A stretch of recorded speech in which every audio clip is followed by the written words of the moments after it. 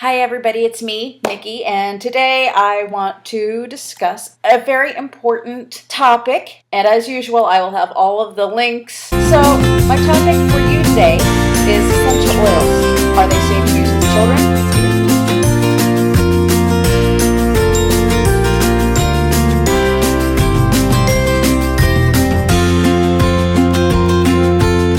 So essential oils are fantastic for lots of things, and I know we've discussed a lot of those things, but it's also important to learn how to use them safely, especially around children. I ran across an article called Are Essential Oils Safe for Kids? They Can Be Dangerous in Large Quantities by Alana Romain, and I'll have the link in the description box so you can read that as well. Anyway, what she says is that the medical uses for essential oils are having a huge resurgence, traditional and natural alternatives to common ailments, and that parents need to use caution and use oils only as directed. She mentions that from Health Day News, there was an article said that a report from a Tennessee Poison Control Center, they said that toxic exposure to essential oils doubled between 2011 and 2015, and 80% of those cases involved children, and that kids exposed to essential oils face a heightened risk.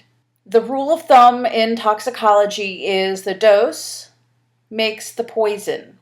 So all essential oils are potentially harmful. And Dr. Justin Loden, a certified specialist at Vanderbilt University Medical Poison Center, made sure to point that out. He also said that in children, poisoning typically occurs when they try to swallow the oil, but choke so that a little of it goes into the lungs, which can cause pneumonia. It only takes less than a half a teaspoonful to do that. This hazard applies to every essential oil.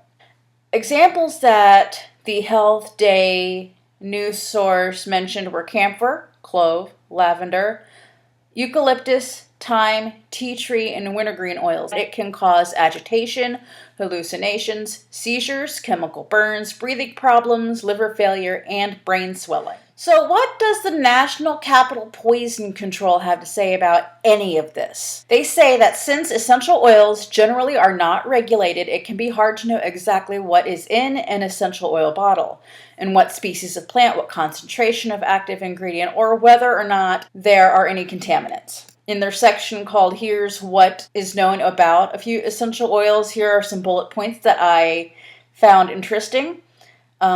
Peppermint is used for gastrointestinal discomfort. It's important to choose the correct species of mint, as some types are poisonous. For example, pennyroyal oil is very poisonous to the liver. Tea tree oil is used for some kinds of fungal skin infections. Nutmeg is used in food, but when misused or abused, it can cause hallucinations and coma. They have a lot more information, so I will have the link down below. They are very careful in adding safety usage and information that is very important in their article as well. They say if an essential oil is found in a cosmetic product, use it accordingly to the label directions and stop using it immediately if a rash or other skin reaction occurs, and gently wash it off.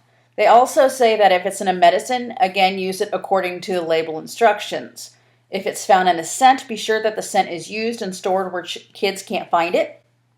For some reason, if you have bottles of EOs at home, consider discarding them safely if you have young kids. Otherwise, they must be locked up out of reach and sight of children and pets at all times. But what if you never intended to use essential oils on your kids? The original article that I mentioned at the beginning of the video, she talks about a transcript from a news story, KTVB in Salt Lake City, Utah, about a daycare in Middleton, Ohio. And the kids and the caregivers were getting sick, and they were getting nauseous, and they were getting headaches. And originally, by investigators, it was thought it was CO2 poisoning. But it turns out that it was essential oils. So one of the caregivers gave a quote, and she said that we've got some essential oils to kind of help with the different smells in the room of toddlers and to help with the viruses that are going around and stuff. She also said that we had it up here on the top of a little shelf, and it was going pretty steady. Officials said that the main ingredient in the oils was cinnamon, and that it was too potent at a level. The caregiver said that they're thinking that it had no place to go, so it just built up and built up and built up, and they're thinking we may have put too many drops in it and ran it too long. The news station said that according to essential oil safety guidelines, the oils are a very concentrated combination of multiple chemical ingredients, and the users must dilute certain oils in order for them to be safe and effective. So, what's the bottom line? A Dr. Chad Hayes, who's a pediatrician and blogs at a self-titled site, from his article he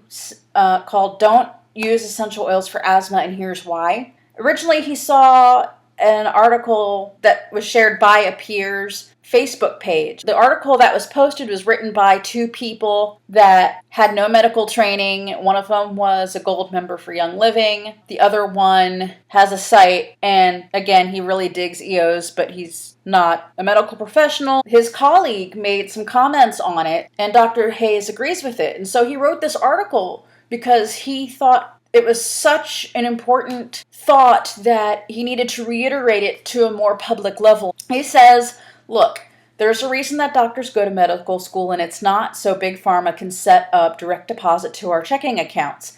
It's because there's a lot to understand about how the body works from a cellular level to the way all the organs function together. Doctors learn about how medicines are absorbed and metabolized and about how they do what they do, including the bad stuff. We learn how to decide which patients need treatment and which treatments would be best and not insignificantly. We learn how to design, perform, and interpret scientific studies that tell us if our treatments are safe and effective. He also says that I realize that one person's opinions don't reflect those of everyone who uses essential oils. Even those of you that use essential oils can agree that there are some cases where they're not the best choice. I'm not saying that all essential oils are dangerous or that they don't have any benefits. He says that what I'm saying is that we don't have yet enough information to know what conditions they might treat, especially in children, and that they do have risks associated with them. I have no problem with people using essential oils to calm your mind, body, and spirit after a hard day's work, or to open and release emotional blocks leading to a sense of balance and well-being. I don't even have a problem with using them cautiously and with your doctor's knowledge for minor symptoms that don't require medical treatment.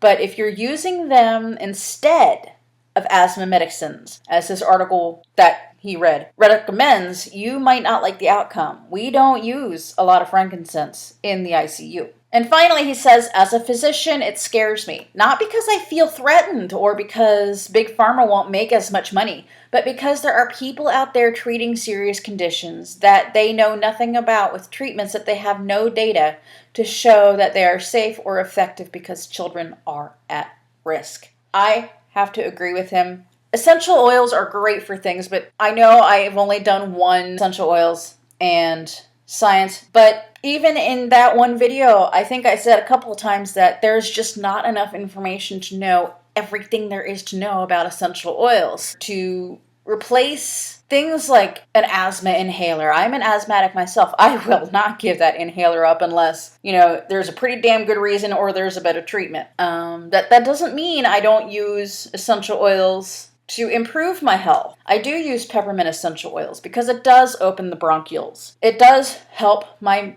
asthma inhaler to work better, but I'm not trying to replace my inhaler.